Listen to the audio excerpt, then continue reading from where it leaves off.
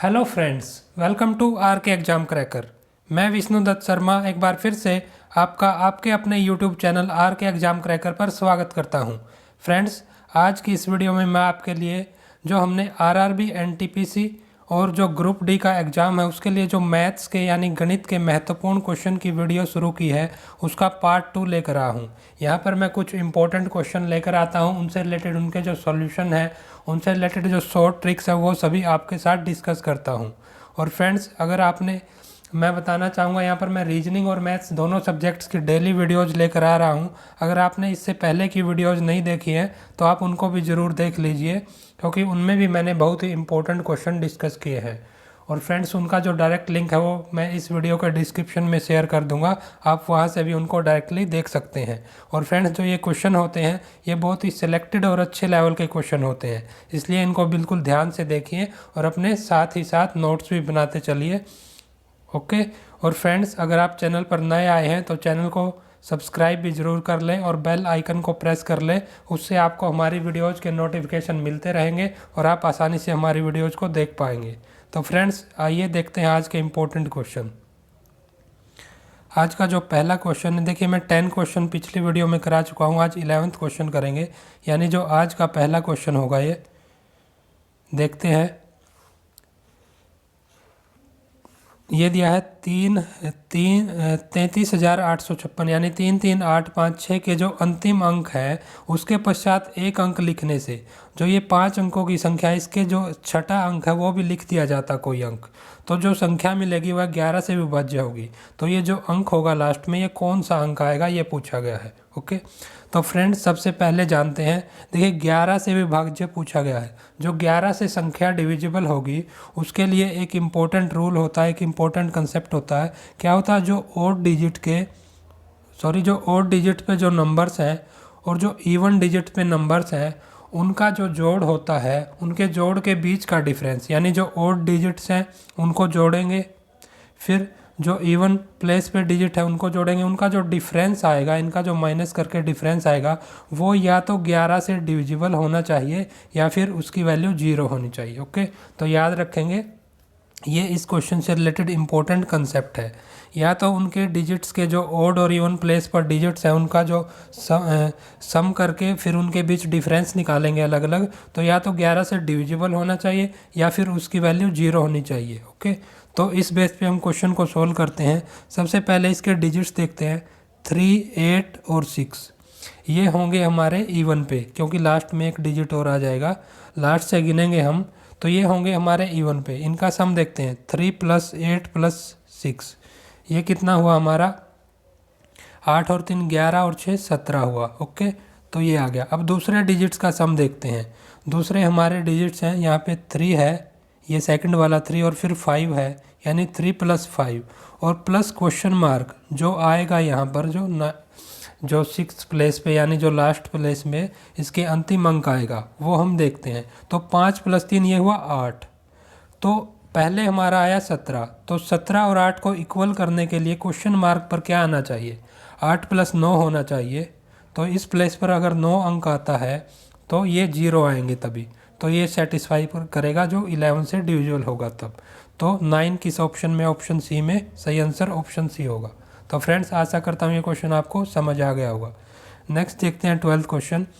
दिनेश और राम अलग अलग किसी कार्य को, दो लोग हैं दिनेश और राम, किसी कार्य को अलग अलग करते हैं। एक दिनेश करता है 80 दिन में और ये करता है 120 दिन में, जो राम है। ओके, आगे देखते हैं क्वेश्चन। यदि अगर वो दोनों उसी कार्य को साथ साथ मिलके, दोनों इकट्ठे होके कार्य को करते हैं तो जो टाइम लेते हैं वो बताना है, पूरा कार्य कितने दिन में करेंगे। तो हम इस क्वेश्चन को बेसिकली जैसे सॉल्व करते हैं देखते हैं। दिनेश करता है 80 दिन में, ये हमने इनके डेज लिख लिया, और राम करता है 120 दिन में। अब हम एलसीएम लेंगे इनका 80 और 120 का, यानी 8 और 12 का जो एलसीएम होता है 24 आता है, और इसका एलसीएम आएगा 80 और 120 का 240। ये हमारा टोटल वर्क माना जाता है। यहाँ पर जो एलसीएम लेते हैं ये इनके डेज दिए गए हैं अलग अलग, फिर इसको सोल्व करेंगे एफिशिएंसी निकालने के लिए। 80 से 240 को 80 से डिवाइड करेंगे 3 आएगा यहाँ पे, और यहाँ से 120 से डिवाइड करेंगे तो ये 2 आएगा। ये यहाँ पर आती हैं एफिशिएंसी, इनके काम करने की जो दक्षता है, एफिशिएंसी है, वो ये होती हैं। ये टोटल वर्क होता है और ये इनका डेज होते हैं। अब दोनों मिलके दोनों की एफिशिएंसी को ऐड करेंगे। टोटल काम इनको करना है 240, उसको दोनों की एफिशिएंसी ऐड करेंगे, 3 + 2 5। इस एफिशिएंसी से ये कितने दिनों में, ये डेज आएंगे हमारे, इसको सोल्व करके डेज आएंगे। 5 से डिवाइड करेंगे, 5 चौका 20 और फिर 4 बचा 40 बना, 5 अट्ठे 40। ये 48 दिन में दोनों इकट्ठे करेंगे तो सही ऑप्शन होगा ऑप्शन सी, 48 मिनट। सॉरी 48 मिनट है, ये दिन नहीं है, यहाँ पर टाइम दिया गया हमें। नेक्स्ट देखते हैं क्वेश्चन 13 क्वेश्चन देखते हैं। एक धनराशि है, कोई अमाउंट है, पैसे हैं, ए बी और सी में इसको रेशियो है 3:7:6। ये है 3:7:6। ध्यान देंगे क्वेश्चन पे, ये अनुपात है, इसमें वितरित किए गए हैं, उनमें डिस्ट्रीब्यूट की गई है ये धनराशि कोई भी। ए और बी को मिले रुपयों में जो अंतर है वो है 2700 रुपये, जो ए और बी के। तो इसको हम डायरेक्ट रेशियो से ही सोल्व करेंगे। इसको एक्स या कुछ मान के, टोटल वैल्यू मान के, कोई काफ़ी लंबा भी हो जाएगा और वो अच्छे से हम सोल्व नहीं कर पाएंगे। डायरेक्ट रेशियो से क्वेश्चन को करेंगे। ए और बी की जो रेशियो है उनके बीच अंतर निकालेंगे। 7 में से 3 माइनस करेंगे तो 4 आएगा, और 4 की वैल्यू यहाँ पे 2700 रुपये दी गई है। ओके, 4 रेशियो की वैल्यू, और पूछा गया क्वेश्चन में सी को कितने रुपए मिले, सी का जो रेशियो है उसकी वैल्यू निकालनी। यानी हमें 4 यूनिट की वैल्यू दी गई है 2700 रुपये, और 6 की हमको निकालनी है। तो 4 की वैल्यू 2700 रुपये, और 1 की वैल्यू यहाँ से आएगी 2700/4, और 6 की हमको निकालनी है, मल्टीप्लाई में 6 हो जाएगा। तो इसको सोल्व करेंगे, ये आंसर आ जाएगा। सोल्व करते हैं, 2 दूनी 4, 2 तिये 6, और 2 से हम 2700 को डिवाइड करेंगे तो ये आएगा 1350। 1350 और 3 यहाँ पे, 1350 और 3 की मल्टीप्लाई करते हैं तो ये देखते हैं, 0 का 0, 3 पंजे 15, और 13 और 3 39, और 1 40। तो ये 4050 रुपये। तो सही ऑप्शन होगा ऑप्शन ए। ओके, तो फ्रेंड्स आशा करता हूँ ये आपको क्लियर हो गया। डायरेक्ट हमने रेशियो से कर दिया क्वेश्चन। नेक्स्ट क्वेश्चन देखते हैं 14 क्वेश्चन। आज का जो 4th क्वेश्चन है, दीपक की आयु, एजिज का एक क्वेश्चन है। दीपक की जो आयु दी गई है 6 साल पहले अशोक की आयु से 3 गुनी थी, और दीपक की आयु 6 साल बाद, आज से वर्तमान से 6 साल बाद उसकी आयु होगी 9/7 गुनी होगी अशोक की आयु की। तो आज दीपक की आयु पूछी गई है। तो फ्रेंड्स इसको हम सिंपली इक्वेशन बना के सोल्व करेंगे। सबसे पहले हमको देखना है डी, 6 साल पहले, आज की वर्तमान आयु मान ली हमने दीपक की दी है, दीपक की डी है और अशोक की ए है।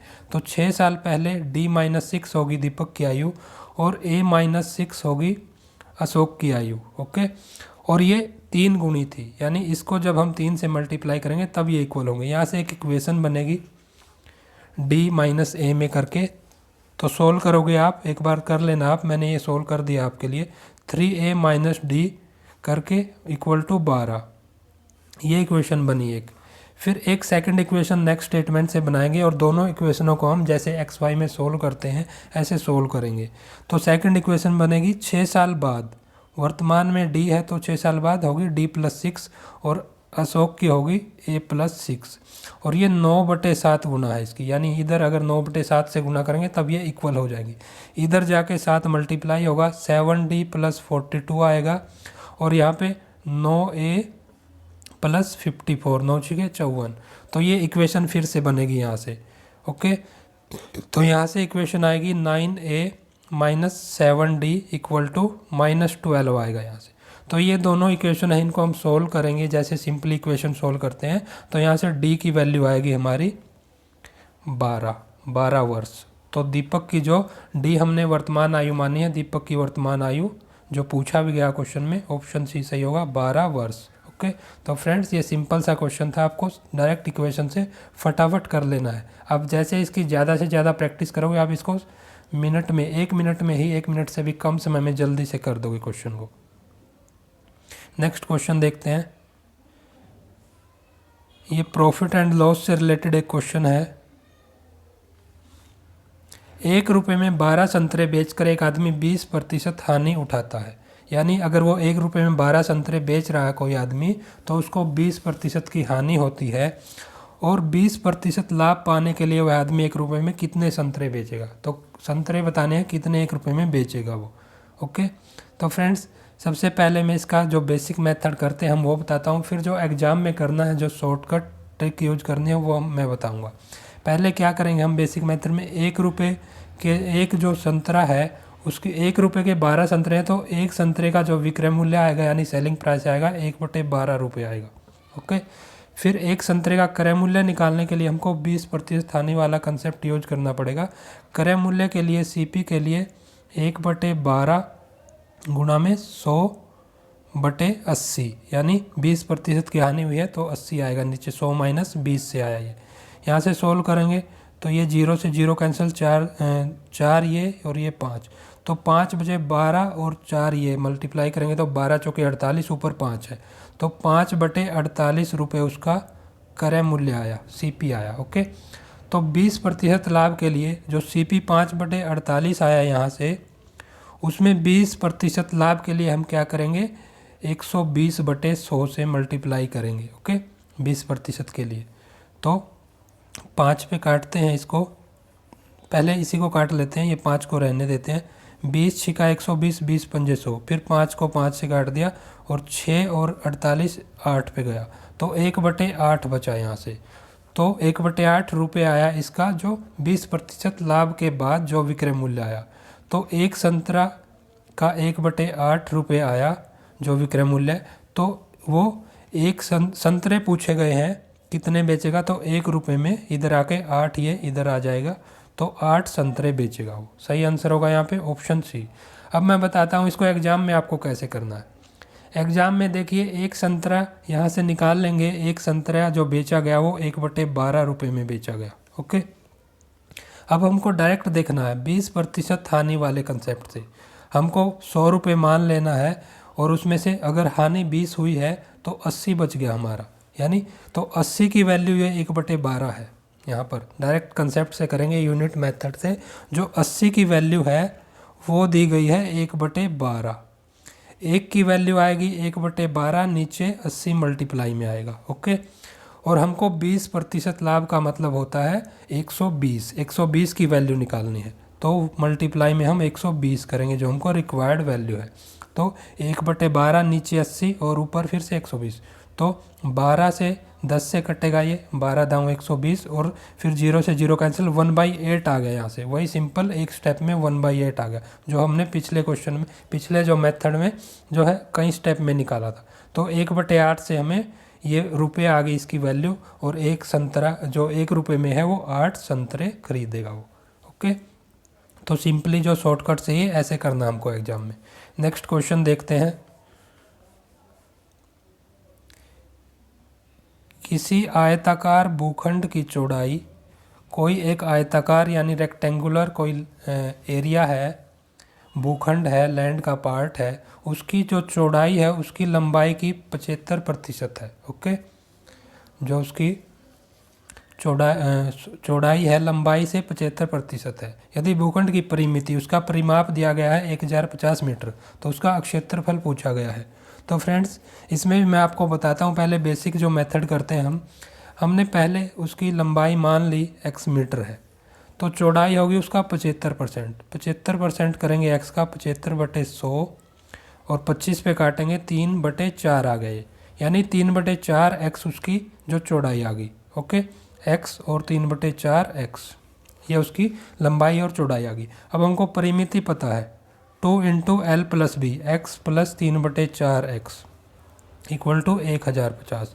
ये 2 उधर जाके डिवाइड में जाएगा तो ये 525 आ जाएगा। ओके, यहाँ से हम x की वैल्यू निकालेंगे, x + 3/4 x करके ये x की वैल्यू निकालेंगे, और वहाँ से फिर हमको पहले x की वैल्यू आएगी, फिर 3/4 x की वैल्यू निकालेंगे, ये लेंथ और ब्रेड्थ आ जाएंगी, और फिर उसका क्षेत्रफल निकालने के लिए लेंथ इंटू ब्रेड्थ करेंगे तो वहाँ से आंसर आएगा। ये रहा बेसिक मेथड। अब इसको एग्ज़ाम में आपको कैसे अटैम्प्ट करना है ये मैं बताता हूँ डायरेक्टली फ्रैक्शन से। देखिए 75% का मतलब होता है 3/4। ये फ्रैक्शन में हमने इसको याद भी करना होगा, और इसको प्रैक्टिस करेंगे हमको पता चल जाएगा। 75% का मतलब होता है 3/4, और 3/4 फ्रैक्शन का मतलब होता है, जो क्वेश्चन में दिया गया है कि चौड़ाई उसकी लंबाई की 75% है, यानी 75% है। तो इसका मतलब हुआ अगर लेंथ 4 है तो जो ब्रेड्थ होगी वो 3 होगी। ओके, हमने मान लिया लेंथ की वैल्यू 4 है तो ब्रेड्थ उसके कंपैरिजन में 3 होगी, उसके रेशियो में। ओके, अब हमको परिमीटर देखना है। जो परिमीटर होता है 2 × L + B होता है, तो L + B हमने मान लिया 4 और 3 है, तो 4 और 3 का प्लस करेंगे 7 आएगा, तो इसकी वैल्यू 1050 आई है। ओके, 1050 आई, तो उससे अब हम सोल्व करेंगे इसको। 2 × 7 की वैल्यू आई है, 7 से काटेंगे इसको तो 15 और ये 0। ओके, 15 सत्ते 105 होता है, 15 और 0 लास्ट में है, तो 2 से फिर काटेंगे ये 75 आएगा। तो 1 यूनिट की वैल्यू यहाँ से हमारी 75 आती है। ओके, हमने देख लिया 1 यूनिट की वैल्यू 75 है। अब हमको पता है जो लेंथ है वो 4 यूनिट है, और जो ब्रेड्थ है यानी चौड़ाई है वो है 3 यूनिट। यहाँ से हम इसको देखेंगे, यहाँ पे बिल्कुल ध्यान देने का एक कंसेप्ट है। अब 4 की वैल्यू अलग से निकालेंगे, एक की 4 × 75 और यहाँ पे 3 × 75 होगा। ये हमारी ब्रेड्थ आएगी, ये लेंथ आएगी। अब इन दोनों को जो एरिया होता है लेंथ इंटू ब्रेड्थ होता है, इन दोनों की मल्टीप्लाई करेंगे। ओके, तो ये हमारा यहाँ से 300 आया और ये 225 आएगा यहाँ से, तो इनकी मल्टीप्लाई करेंगे हम। तो जो 225, 300 और 225 की हम मल्टीप्लाई करते हैं तो 2 0 लास्ट में ऐसे, और 3 से मल्टीप्लाई करेंगे 3 × 15 और 22 × 66, और एक आएगा यहाँ से जो यहाँ पे बोरो बचा था 66 और 1 67, तो 67,500 इसका वर्ग मीटर एरिया आया। तो सही ऑप्शन होगा option C. Okay, next question देखते हैं। 17 क्वेश्चन है, यदि घन कोई क्यूब है, उसके प्रत्येक सिरे को 50% से बढ़ा दिया जाए तो सतह क्षेत्रफल यानी उसका जो सरफेस एरिया होगा उसमें कितने प्रतिशत चेंज होगा।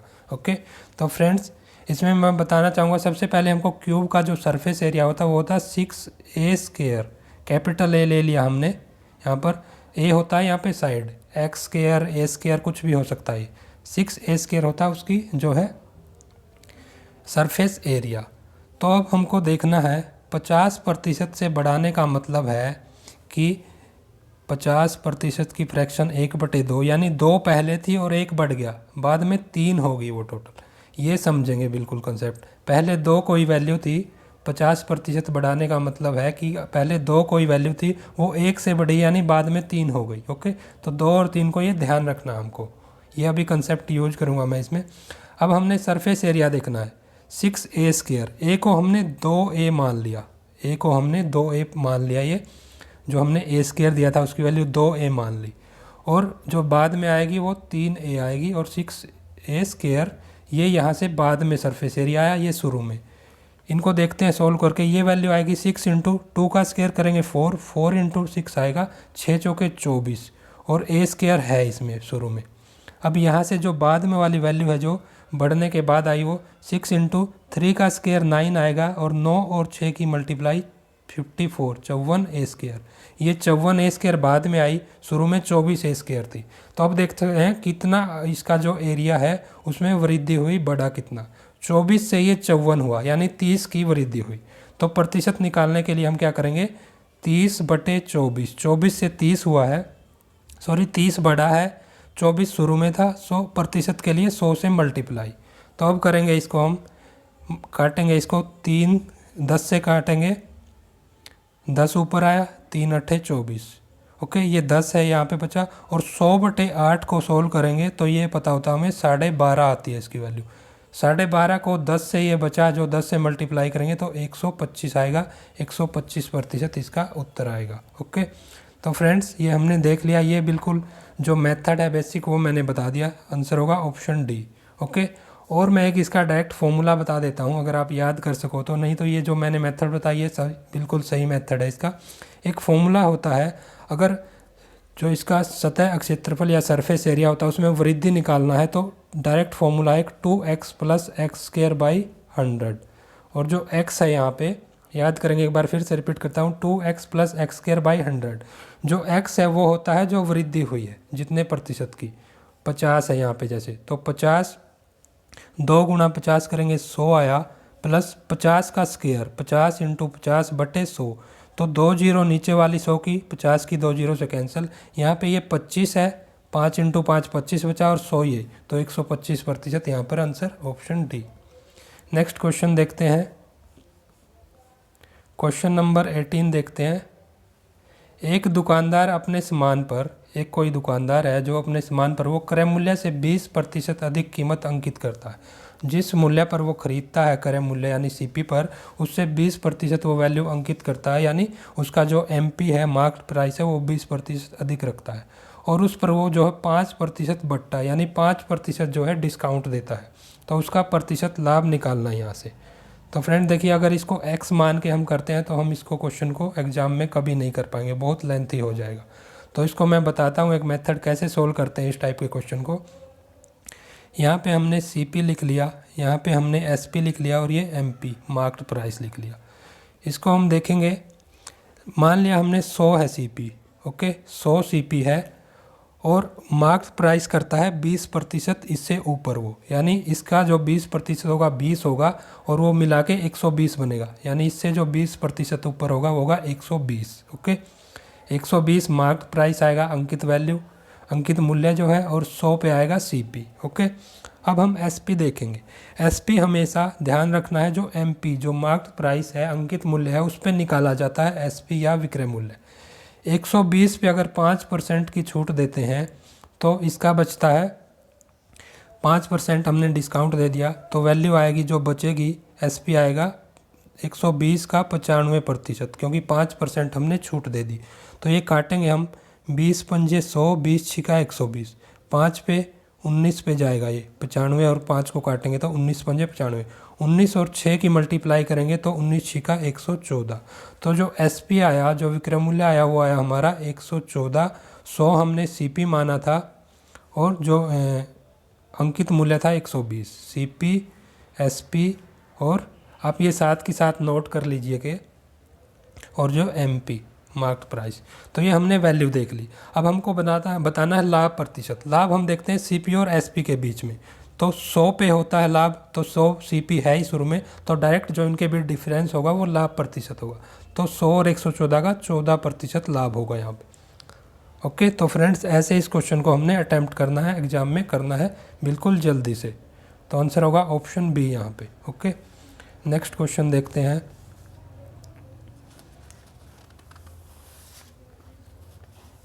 नेक्स्ट जो क्वेश्चन है, क्वेश्चन 19, आज का 9th क्वेश्चन है, जो 3 द्वारा गुणित, यानी 3 द्वारा गुणित यानी 3 के जो मल्टीपल है, मल्टीप्लाई हैं 3 के, वो 3 क्रमागत संख्या है, कोई भी 3 लगातार 3 के गुणनखंड या फिर मल्टीप्लायर है, उनकी जो योग है वो 90 है, उनका योग है, उनका सम है वो 90 है। तो इनमें सबसे बड़ी संख्या कौन सी होगी, ओके। तो इसके लिए हम मानते हैं, पहले हमने संख्या मान ली, मान लिया 3x है, और 3 मल्टीप्लाई बाई x प्लस 1 है, यानी उसके नेक्स्ट वाला नंबर है, और फिर है 3 multiply by x plus 2, okay. ये हमने नंबर मान लिए 3 के जो लगातार क्रमागत मल्टीपल है। अब इनका योग देखेंगे, 3x प्लस, यहाँ से बनेगा 3x प्लस 3, और ये बनेगा 3x प्लस 6, ओके। तो ये 3 नंबर हो गए हमारे जो बने अभी, 3x, 3x plus 3, 3x plus 6। अब इनका सम निकालेंगे, और 90 दिया गया है, तो 3x और 3x और 3x, 9x बन गए, और 3 और 6 9, तो टोटल जो सम बना वो है 9x प्लस 9, और उसका सम दिया है 90। यहाँ से x की वैल्यू निकालेंगे, 9 इधर आके माइनस होगा तो 81 बचाइए, 9x इक्वल टू 81 या 81, और x की वैल्यू यहाँ से आएगी, 9 डिवाइड में जाएगा तो 9 और 9 की मल्टीप्लाई 81 होती है, तो x की वैल्यू आएगी यहाँ से 9, ओके। x की वैल्यू आई हमारी 9। सबसे बड़ी संख्या बतानी है, सबसे बड़ी संख्या हमने क्या मानी थी, 3 इंटू एक्स प्लस 2, एक्स की वैल्यू 9 आई है, 9 प्लस 2 11, और 3 और 11 की मल्टीप्लाई 33, तो यहाँ पे आंसर होगा 33, ऑप्शन सी सही होगा। नेक्स्ट देखते हैं, क्वेश्चन नंबर है जो ये 20 है, और आज का ये लास्ट क्वेश्चन है। 567 से विभाज्य 58,701 का निकटतम पूर्णांक बताएं। पूछा गया है जो 58,701 को अगर 567 से हम भाग देते हैं तो इसके आसपास कौन सा पूर्णांक आएगा इस नंबर के आसपास जो पूरी तरह से उसका जो है विभाज्य होगा ये नंबर। तो इसमें हमने सबसे पहले इसको डिवाइड करके देखना पड़ेगा। 58,701 को अगर हम 567 से डिवाइड करेंगे तो ये करके देखेंगे। पहले हम 1 पे जाएगा, पहले सिंपली जो हम डिवीज़न का मेथड हमने सीखा है वो करेंगे। 567 आया, यहाँ से बचा हमारा 20, फिर एक 0 लेके आएंगे, लेकिन ये अब भी कम है तो एक और 1 लेके आएंगे। यहाँ पर 0 लगाएंगे क्योंकि ये पूरा यहाँ पर डिविजिबल नहीं था, कम था। फिर नेक्स्ट देखेंगे, ये 2001 है, 567 से देखना ये कितने पे जाएगा, 3 पे जाएगा। ओके, और ये बनेगा, यहाँ पे आप देख लेना मल्टीप्लाई करके, ये मैंने कर लिया, 1701 बनेगा। रिमाइंडर बचेगा यहाँ से हमारा 300। 2001 में से 1701 माइनस करेंगे 300। ओके, तो आपको ये सिंपली डिवीजन का मेथड करना है, उसके बाद देखना है। रिमाइंडर बचा हमारा, ये हमारा डिवाइजर है डी, रिमाइंडर बचा है 300। तो जो पूर्णांक जो पूरी तरह से ये डिविजिबल होगी उसके लिए हमको या तो जो संख्या है उसमें से माइनस आर करना पड़ेगा, या फिर उसमें अगर ऐड करना है तो डी माइनस आर करना है। ये दोनों बातें आप बिल्कुल ध्यान करेंगे। अगर माइनस करना है, एक संख्या आएगी यहाँ से, वो भी पूरी तरह से डिविजिबल होगी। अगर प्लस करना है तो प्लस करेंगे डी माइनस आर की वैल्यू, वो भी पूरी तरह से इससे डिविजिबल होगी। ओके, तो देखते हैं दोनों करके एक बार। ये है 58,701 माइनस करेंगे 300 तो ये बनेगा 58,401। ओके, रिमाइंडर माइनस कर लिया, ये संख्या आई। अब देखेंगे ऑप्शन में 58,401 है या नहीं, लेकिन ऑप्शन में नहीं है ये। अब दूसरा देखेंगे, 58,701 माइनस प्लस करेंगे डी माइनस आर, डिविजिबल है 567, डिवाइजर है जो माइनस रिमाइंडर 300, तो यहाँ से बचेगा 267। तो ये 267 अगर इसमें ऐड करेंगे 58,701, यानी 58,701 प्लस 267, ये बनेगा 7 और 1 8, 6 7 2 9 और 58,968। ये नंबर भी पूरा डिविजिबल होगा 567 से। देखते हैं ऑप्शन में 58,967 अवेलेबल है, ऑप्शन सी सही होगा। ओके, तो फ्रेंड्स हमको दोनों नंबर चेक करने होंगे, जो ऑप्शन में दिया होगा वो हमारा आंसर होगा यहाँ पे। ओके, तो फ्रेंड्स आज हमने 10 इंपॉर्टेंट क्वेश्चन डिस्कस कर लिए, उनसे रिलेटेड मैंने मेथड बता दिए कौन सा मेथड एग्जाम में यूज करना है ताकि हम कम समय में कर सकें।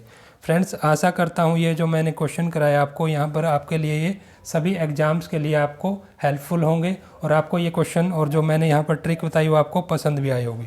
फ्रेंड्स अगर आपको हमारी वीडियोज़ पसंद आ रही हैं तो वीडियो को ज़्यादा से ज़्यादा लाइक करें, ज़्यादा से ज़्यादा अपने फ्रेंड्स के बीच शेयर करें, और हमारी रेगुलर क्लासेज के लिए, डेली वीडियोज़ के लिए चैनल को सब्सक्राइब ज़रूर कर लें और बेल आइकन को प्रेस कर लें। उससे आपको हमारी वीडियोज़ के लगातार नोटिफिकेशन मिलते रहेंगे और आप आसानी से हमारी वीडियोज़ को देख पाएंगे। तो फ्रेंड्स आज के इन्हीं क्वेश्चन के साथ आज की वीडियो को समाप्त करते हैं और मिलते हैं नेक्स्ट वीडियो में और अच्छे क्वेश्चन और अच्छे कंसेप्ट के साथ।